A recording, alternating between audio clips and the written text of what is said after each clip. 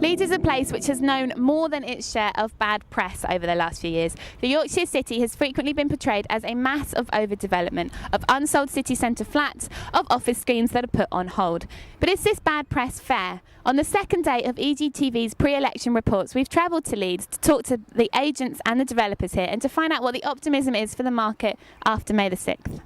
Leeds, like every other city in the UK, got on the bandwagon of building lots of flats, relying on buy-to-let and off-plan purchases. One of the issues that Leeds faces is that we forecast over the next couple of years that the new office developments that were built in the good market will be gradually taken up and they won't be replaced, or they won't have been replaced during this cycle. Things have been a little slow, but they have been across the entire country. We've certainly had a blip around Christmas with a lot of institutional demand. I think what's going to be interesting to see over the course of the next 12 months or so is the effect of bad debts with the banks and the effect that distressed property coming into the market will have. Hopefully it won't be a flood. That's I think everyone's concerned, because that will only have a detrimental effect on property values. The thing that concerns me about the Conservative policies, and I think it's being addressed by the BPF, is the potential third-party right of appeal on planning. Our planning system is difficult as it is, it's expensive as it is.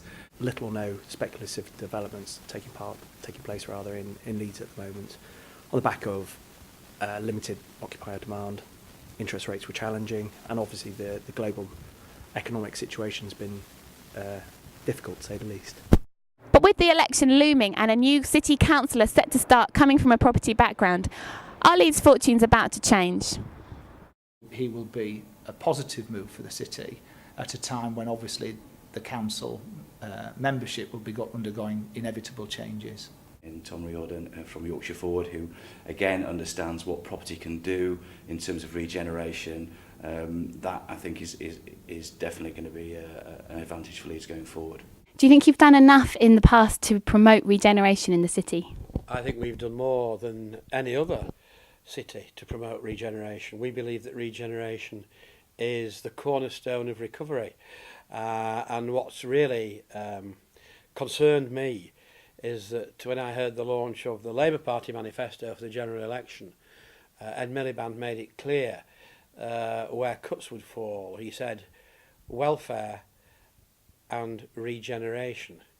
I think we all know welfare needs to be reformed, but cuts in regeneration is precisely the wrong thing to do.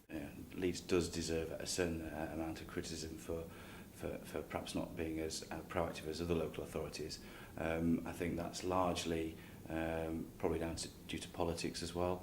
I think it's only now that we're really starting to see some real action. We've just now let the building contract for our much commented upon arena project, 13,500 seater arena, to be run by and managed by the private sector, but to be built by by the council using a private contractor. It's going to create jobs.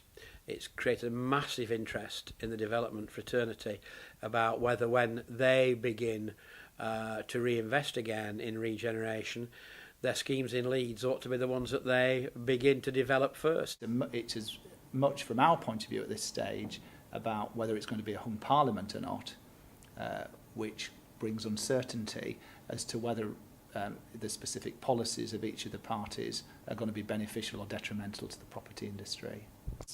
Hopefully going to bring civil servants to the north. Manchester's obviously a major competitor in that regard, Birmingham and other cities.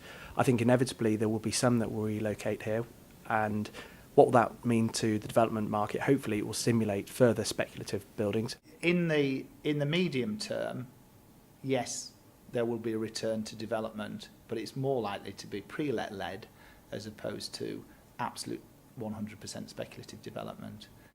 it's not been as bad as everybody thinks. You know, we've actually managed to let quite a bit of space over the last year.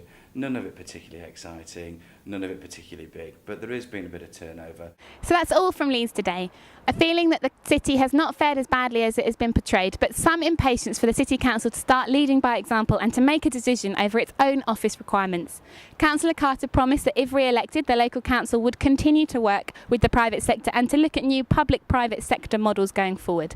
However, local agents will be hoping that the next administration moves some of those public sector employees from Whitehall to Yorkshire to give the local office market the boost that it still needs.